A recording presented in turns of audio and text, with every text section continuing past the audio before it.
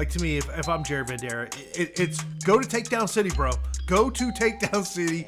And, he's had to deal with a lot this week, and it's a lot of, jet lag, time travel, just time travel. I mean, look, when you initially think of Carl Roberson, you think about a guy who a kickboxing background. Fraud. Him saying he's from a kickboxing background and looking to grapple every opportunity is a big red flag for me.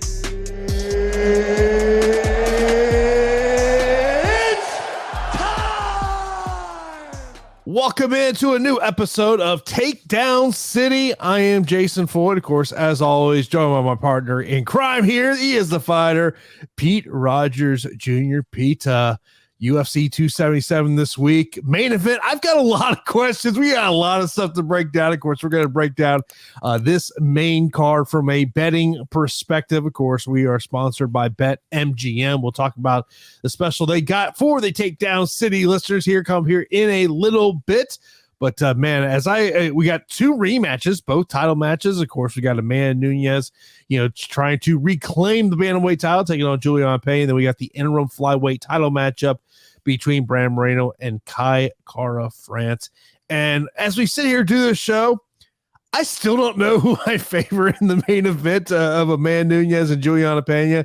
Amanda Nunes minus 275, plus 210 for Julianna Pena. Of course, we all remember their first fight back there in December of last year, where Julianna Pena was a 7-1 betting underdog, and that one just a crazy number she had in that. And Pete, for me, when it comes to breaking down this fight, it's kind of these question marks I have going into it. I mean, obviously, what team is going to make the changes that will, obviously what they need to do. I mean, obviously, on the Amanda Nunes side of the equation, we all know that she has made some changes. She started her own gym. She's working with Roger Crawl, who has worked with one of the ATT syndicate gyms there just north of Coconut Creek. And, obviously Julianna Pena, she's now been in the Chicago area for now some time here. And, to me, like the question, like on the Amanda Nunes side of the equation is, did she just have a bad night in December, or are we seeing the fall of her? And I can't, vice versa. Did Julianna prove to us that she is the best 135er, or did she just have an A+ night?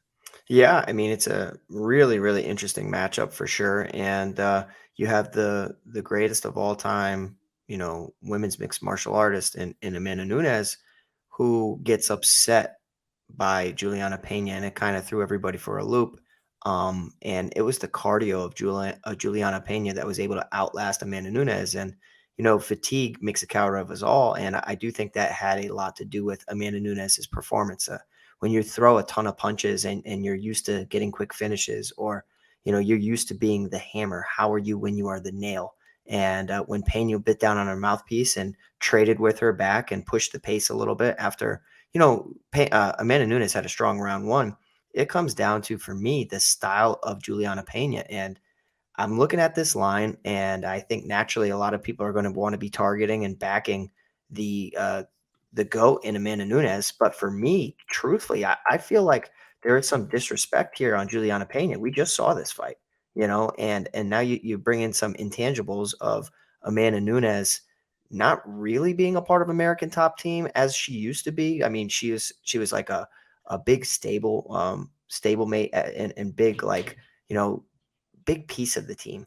And now that she's had some falling out with certain members of the team and some coaches a part of the coaching staff, there's a lot on the line and a lot of pressure for Amanda Nunes, to be honest. I think that Julianna Pena, I like her here. Like, I really do. And when I'm looking at the odds, I can see why people are a little torn, because it's tough to tell if it was just like a one-night wonder, almost like the artists out there that have those one-hit wonders. Can they do it again? I think Julianna Pena can. I really do.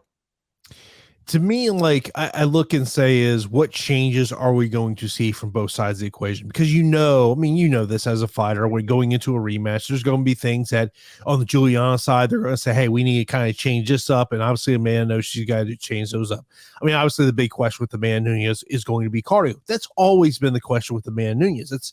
We can go back 5 years ago. If you found, someone breaking down Amanda Nunes, that was likely something that they sat there and said, hey, does she have the cardio? To me, like, one of my bigger question marks with this one, and on the betting side for me is I'm targeting props in terms of this one. I mean, like, look, if you like Julianna Pena, take the plus 210. Just go ahead. But I do think there are some juicy props. We'll get into those juicy props here in a moment. But, like, to me, it's like one of the things I think of, and going back and watching the first fight, to me, that one of the biggest surprises about the first fight was how much how much Julianna Pena stood in the pocket and went toe-to-toe with Amanda Nunes. If back in, 7 months ago, I would have said, hey, Pete, Julianna Pena is going to stand in the pocket, go toe-for-toe with Amanda Nunes, you probably would have said, hey, Jason, are you on drugs? Yeah, I mean, but that's the type of style that could, make Amanda Nunes break, and I do feel like we saw that a little bit. You were waiting for one of those shots to land on Julianna Pena and drop her, and it was going to be it, because that's what happened against anybody who tried to stand and trade with Amanda Nunes. And guess what? Pena bit down on that mouthpiece, and she fired back, and that might have chipped away at the confidence of Amanda Nunes. You know what I mean? It's like, it's tough to continue to compete when you're used to people falling down or used to just getting rid of them pretty quickly. So, I think that in 2022, Julianna Pena has a little bit more of a dog in her, whereas Amanda Nunes had that years ago. It's really, really tough to tell, but I like some of these prop bets that I'm seeing across the market. Obviously, plus 210 for Julianna Pena makes a ton of sense on BetMGM, but I'm also going to be sprinkling some of the finishing props for Julianna Pena. So we saw her submit her in the first encounter, and it sits at plus 550 now. I think that's going to be a very popular play for a lot of people. Mm-hmm. I really, really like the wide odds of Julianna Pena wins by TKO KO sitting at about plus 1200, just because I think of, if the submission isn't there, she's going to pound away, similar to how she did on The Ultimate Fighter a lot of ground and pound and just crazy pace. That prop seems a little bit broken, and it deserves a sprinkle. I mean, how about Julianna Pena wins round 3? You want to talk about juicy props? I love to find these juicy props. Julianna Pena wins round 3. We're seeing numbers like 22-1. Like, to me, like, this is the thing. Like, I would be relatively shocked if this fight goes 25 minutes. I think at some point a stoppage is going to come. To me, I think if a stoppage comes on the Amanda Nunes side of the equation, it's early, it's within the first 10 minutes. So I think if you want to be an Amanda Nunes backer, that's where you go. I mean, like, look, if you're a Amanda Nunes backer, one of the concerns you have to have is the fight going longer. And if you go back and you watch that first fight, and particularly the corner work from Rick Little, the head coach of Julianna Pena after the first round, where he's basically talking about make her work, let's wear her down. That to me is going to be the path here. I mean, I keep going back and forth. I think it's, look, I get the kind of the disrespect here, but also I think that Julianna Pena now, she's had to live the life that Amanda Nunes has lived for a while, of doing all these media. And that's something they talked about in the Countdown show, the fact of how much media she has done. But I also like the fact that Julianna Pena this week has said, hey, I don't feel I'm the champion until I defend this title. So, I mean, look, I like the value. I think if you're a value boy, ton of value here on Julianna Pena, but I think you cannot ignore, the female GOAT in Amanda Nunes. Yeah, definitely not. So I'm with you. I don't think that it goes the distance. So trying to, forecast a Nunes by decision sitting there at plus 380 or Pena via decision sitting there at plus 600, I would just rather target the money line, because I don't think that it's completely out of whack, or target some of these inside the distance props. And we already mentioned it, but I'm excited to see how it goes. I definitely think that Amanda Nunes is going to bring it. But in 2022, can she sustain the pace that Julianna Pena can? Of course, this is Takedown City. We are sponsored by BetMGM. Got to let you know about the great offer BetMGM has for the Takedown City listeners, as bet $10, win $200 when you wager on any MLB game. The wager must be a pregame moneyline bet. Click the link in the video description below, or use the promo code OSMMA to claim your $200 now. Turn big big plays into paydays with BetMGM. Join the king of sportsbook. Use those winnings from this week's MLB for Saturday's UFC 277. Of course, we got 2 title fights. The other title fight is a interim flyweight title matchup, also a rematch.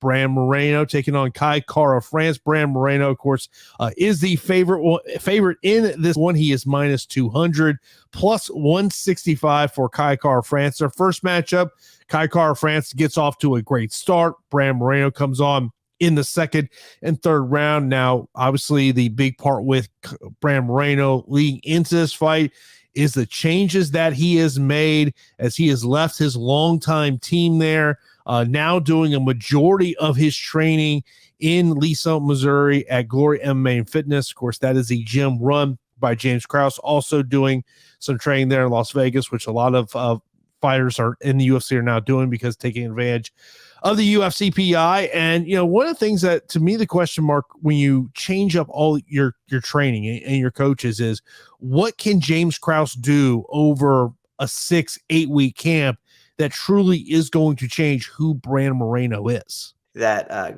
Brandon Moreno having James Krause a part of his camp, it comes down to strategy. And Krause is a great strategist, and I think that he can complement the style of Brandon Moreno quite well.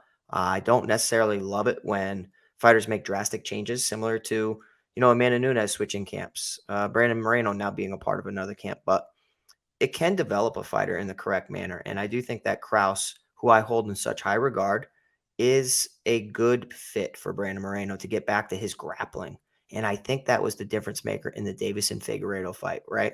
Like, staying on the outside and getting picked apart and hit with, combinations is not the way to win the belt. And mixing in that grappling and testing the jiu-jitsu and making Davison Figueiredo work and taxing the gas tank, I think that's what he needs to do here against Kai Kara France. Because if he stays on the outside and he just makes this a kickboxing fight, he's going to struggle in certain aspects, because Kai Kara France can test the chin of Moreno, which we've seen him get hurt numerous times.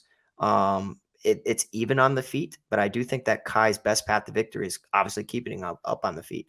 Test that, submission skill set of Kai Kara France. Make him work. Try to test that takedown defense. His takedown defense has, held up relatively well inside the UFC, but I think that the 3.5 inches in reach and 3 inches in height for Brandon Moreno obviously helps, but it's just being able to blend everything, and that's what Krause is really good at. James Krause will get you to blend your hands into your takedowns, and especially having an entire, takedown threat off the cage. So all in all, I'm extremely excited for this matchup. I do think that the 5 rounds favors Brandon Moreno pretty significantly. Yeah, I mean, I think this fight is, I think he's got a really good chance of going the distance. That's why I would potentially look at that Brand Moreno wins by decision prop sitting at plus 140. Kind of sticks out to me a little bit. And talking about the changes that have happened here with him is, for anyone who watched the Countdown show, they did basically a big portion of this about that change and the way James Krause talked about how he has coached. Of course, James Krause has been unsuccessful as a coach when in UFC title matchups with Tim Elliott and also with Megan Anderson. But one of the things that he talked about is he correlated to football. He said, I don't look at the game in quarters. I don't look at it in halves. He goes, I look at it from each individual play of how we can improve and make changes on each individual play. The one thing that always kind of concerns me about Brand Moreno is, that fieriness that can come out to where he kind of, sometimes, like you always talk about it, don't let your head be your defense mechanism. Mm-hmm. Don't become the everlast punching bag. And there's sometimes when I watch Brand Moreno and I kind of question, like, is he fighting the smartest with, kind of trying to egg on his opponent here. Yeah. But I think that if I'm James Krause, I think you have to look at taking this matchup to the ground in terms of a way to, get those rounds, win rounds, but also to wear down Kai Kara France in the stand-up. Yeah, and we've seen Kai Kara France get put in some compromising positions. And, the more that you stay on the feet, the more apt you are to get lured into a brawl. And we've seen that work against Brandon Moreno in the past. Yes, he has great success in the stand-up, and he can compete with anybody on the feet. But what separates him from other fighters is that he's more well-rounded than a lot of these guys. And it's an MMA fight at the end of the day. So I would love Kraus to really hammer home the takedowns, and I'm almost positive he's going to. So for that, I'm always going to be looking at Moreno to win via submission, sitting there at plus 350. I do think that this fight can go long, and decisions for both of them. Moreno by decision sits at plus 140. Kai Kara France plus 330. I just foresee Moreno not liking the stand-up against Kai Kara France in 2022. So he's going to have not many options. He's going to be able to compete on the feet, but he's like, all right, enough of this. Let's test that grappling, and let me try to work towards taking your back and choking you out. Next up, we've got a heavyweight matchup. The always entertaining Derrick Lewis taking on Sergei Pavlovich. Minus 115 for Sergei Pavlovich, minus 105 for Derrick Lewis. And, you know, when I think of fighters going up against Derrick Lewis that could potentially have success, is you think about someone who could potentially take the fight to the ground. However, Pete, I know you know this. Sergei has never scored a takedown in UFC competition. Yeah, I don't think that this fight's going to last all that long. Truthfully, I think that what we've seen from Derrick Lewis and Pavlovich is, you know, they're going to throw with reckless abandon, and I think somebody's going to go to sleep, and that's not a hot take by any means. And clearly, Vegas is onto it because the under 2.5 sits at minus 350, and even the 1.5 sits at minus 140. Yeah, right where you're saying that, I'm like, yeah, minus 140, that 1.5. I mean, you know, look, and the one thing about Derrick Lewis, and, you know, Pete, can you technically describe how he gets off the ground when he gets taken down? Is there a way you would technically describe that as opposed to he just literally just lunges up? The technical description of that is, I'm just going to get up, and nobody's going to hold him down. I mean, that's just that's a lot of strength, and that's just like a lot of willpower. So he wills his way to his feet. Not the most technical stand up, but he gets up and gets out of some strange positions on the mat. If this hits the mat, I will be completely surprised. I think we're going to see Pavlovich look to walk him down and be selective with his output, and we'll see Derrick Lewis on the back foot trying to wait for that perfect counter shot. And then when they start swinging, something's going to land. And I can't tell you which is going to happen first. I do think that Derrick Lewis is in an interesting spot coming off a devastating knockout loss. How is he? Is he motivated? Is he gun shy? We won't know until he steps on the scale, and also in addition to that, fights. But I would much rather just look at the under. And even though it's somewhat steamed, I still think that there's some value there. What always concerns me about Derrick Lewis, outside of the lack of volume, is the fact of this is a guy that has talked about after fights of all the injuries that he has and the backs and things along those lines. That to me is always kind of, you know, why, you know, I always have kind of that buyer's remorse on Derrick Lewis is you just never know what is he looking like health-wise. But man, you just know, you know, it's like I like to say, we're going to see some bungalows thrown in this one, Pete. Absolutely. And, you know, you have Pavlovich with 80% of his wins coming via finish, and Derrick Lewis with 85% of his wins coming via finish. And, you know, you have a little bit of reach advantage for Pavlovich here, and it just comes down to strength of schedule. If you're looking at strength of schedule, Derrick Lewis has fought everybody. So he should win this, and he's in a nice position as a slight underdog. But it's 2022, and sometimes the resumes don't always check out. We appreciate you taking time to check out this episode of Takedown City as we're getting ready for UFC 277. Of course, be sure to smash that thumbs up button. Share this with your friends, whether you want to share it on Twitter, Facebook, wherever it may be. Of course, be sure to subscribe to Odd Shopper so you always know when a show is live here on the channel. And we got to tell you about an offer we got going on for you right now. Post a correct fight pick in chat, and you can win a free week of our premium betting picks package. We'll select one random winner who correctly picks the winner of any fight on this card. So good luck. Be sure to give us your picks here for UFC 277. Maybe it's one of these 3 fights that we've already talked about. Maybe there's a fight later on in the card that you is your best bet. So be sure to hit those up there in chat. Let's move over to the next matchup. We got a flyweight matchup. Alex Perez taking on Alexandre Pantoja. Pantoja minus 175.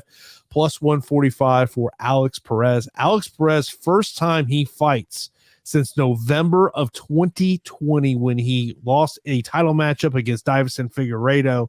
He has had some canceled matchups. I mean, multiple canceled matchups against Matt Snell. That to me is one of obviously a question mark for me going into this one, is the fact of, it's been almost 2 years since we've seen Alex Perez. He's dealt with some injury situations. And of course, Pantoja has always been a guy that's been an elite of this division. So has Alex Perez. Yeah, I mean, they're both so tremendously talented.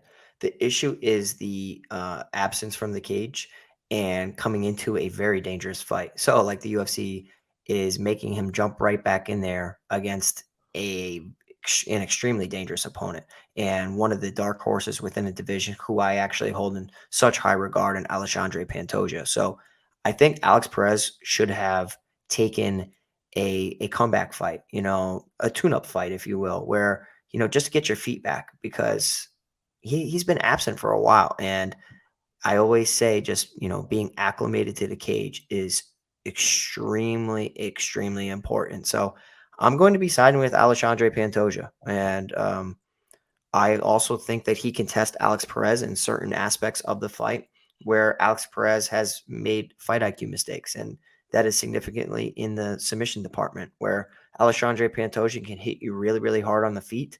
And if a scramble ensues, he can threaten your neck and threaten you with submissions better than anybody within the division. Pretty close to Davison Figueiredo, if not better. So I will stand by that statement. It's a bold statement, but I actually think that Pantoja has the better jiu-jitsu. So Pantoja pulling off a submission win sits at plus 450. I think that's worth a sprinkle. But even the money line on BetMGM sitting there at minus 175 is just, I view it as like a minus 220. That's exactly what he should be. And I think the line's a little bit off. Yeah, I mean, to me, it's a lot of question marks with Alex Perez heading into this one. What is he like? Nearly 2 years away from it. Now, look, he has been in the room there at Team Oyama. It's not like hasn't been around. He's essentially like kind of like an assistant coach over there at Team Oyama. You always see him. Any of the Team Oyama fighters, you always see him there in the corner.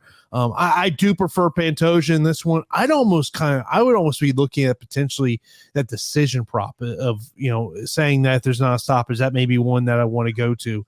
And the opening fight of this pay-per-view, Pete, man, it's a great one at 205 pounds. Ankalaev taking on Anthony Smith. Ankalaev, a 5-1 betting favorite, plus 360 for Anthony Smith. If you've listened to Anthony Smith leading up to this one, he has let everyone know he feels disrespected by this betting line. As he should. I mean, Ankalaev didn't look like a minus 500 favorite against Thiago Santos. I don't remember what he was, but a lot of people thought that he was going to completely steamroll Thiago Santos. And I feel like his stock deflated a little bit because of that performance. I thought that he had championship aspirations, and he still very well could in this division because you're a couple wins away from reclaiming or claiming that throne. And, Anthony Smith, his record doesn't look pretty on paper, sitting there at 36-16. But guess what? He's fought a lot of tough, talented fighters. He's seen a lot in the octagon, and his experience is something that you really can't measure. So 92% of his victories come via finish, and I found that to be quite fascinating because he has 36 victories.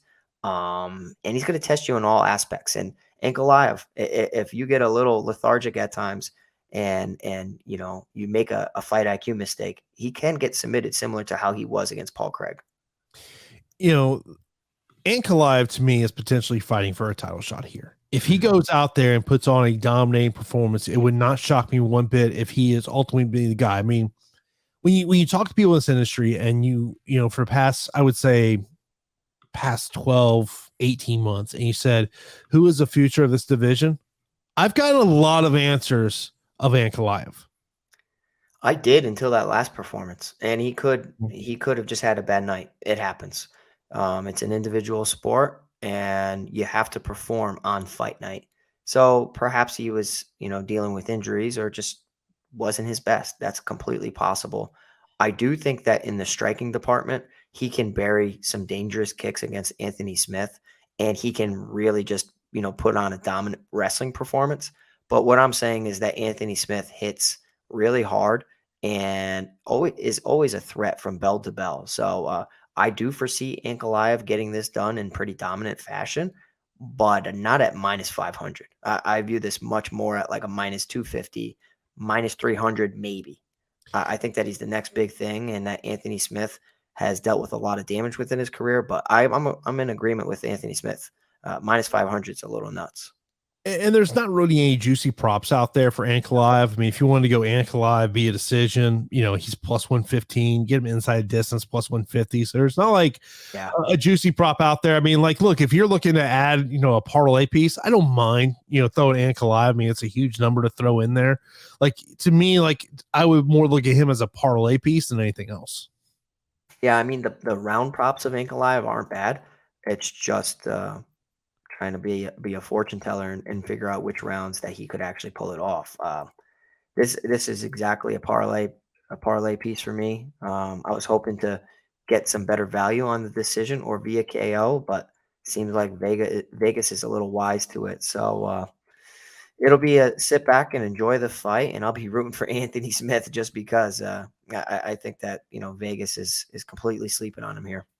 Yeah, I mean, I'm just like, look, if you just want to get crazy and say you wanted to do a Pantoja Ankalaev, let's just say you want to take Derrick Lewis. Say you want to take a little, get a little value there. Okay. Take Moreno and say you got Pena. That 5-legger pay you really good, Pete. What's it sit at? It's nice, huh? Plus 1,600. Oh boy, yeah. I'm telling you, like, Pena is going to be a valuable piece for my parlays this week, just because I think she has a legitimate shot, and we just saw this fight play out not too long ago. And she's sitting at plus 210. That's pretty rare. That is pretty rare, especially in women's MMA. But obviously, it's respect to the GOAT. In terms of the prelims, anything really stick out to you? So the prelims are extremely interesting. I'm really, really interested to see Morales fight. We already know that he's going to be a massive favorite on DraftKings. Bet MGM as far as DFS is concerned, but bet MGM. Let's see. Minus 650, bro. Yeah, it's a little tough, bud. It's a little tough. I'm waiting for some more of these props to open up, but I really do like Morales inside the distance. Sits at minus 200, and that's okay. I foresee him getting rid of his opponent, Fugitt. So 85% of his wins coming via finish. I really, really like that. I will tell you another one that I'd be looking at is the Cosce Blood Diamond under 1.5. Absolutely. That is an extremely volatile fight. Yes. The under, you have Cosce, has a questionable gas tank, tons of round one wins, and Blood Diamond, aka Mike Mathieta, is not a talented mixed martial artist. He's a good kickboxer or solid kickboxer, but as evidence in his UFC debut, granted it was against Jeremiah Wells, who's a monster. I just don't see this fight going the distance, and the under 1.5 sitting there at plus money is kind of crazy. I think that people are going to hop on that as the card approaches.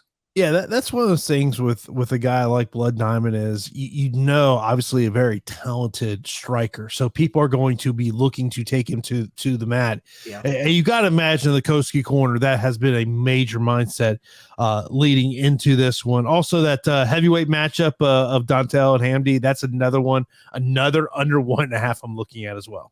I can't fault you there. I'm excited to see that fight. The Poteria and Nego Mariano is one where both combatants have a ton of finishes as well. And that's really how I like to look at my breakdowns of the unders. And you have Poteria sitting there at 79% of his wins coming via finish, and Nego Mariano with 83% of his wins coming via finish. So that one's going to be action-packed, and I foresee somebody getting finished. The under 1.5, if you wanted to go that route, sits at plus 115. I think the better way is to target the under 2.5, and that sits at minus 140. So a little value. course, we appreciate everyone tuning in here for this episode of Takedown City. Huge thanks to our sponsor, BetMGM, as they got a special going on right now. Bet $10, win $200 when you wager on any MLB game. That wager must be a pregame money line bet. Click that link in the video description below, or use the promo code OSMMA to claim your $200 now. Turn big plays into paydays with BetMGM, the king of sports books. Of course, be sure to leave that what your best bet for UFC 277 there is in the comments as well. We appreciate everyone tuning in here for Takedown City. I know we're looking forward to the fights and appreciate you tuning in for this episode of Takedown City.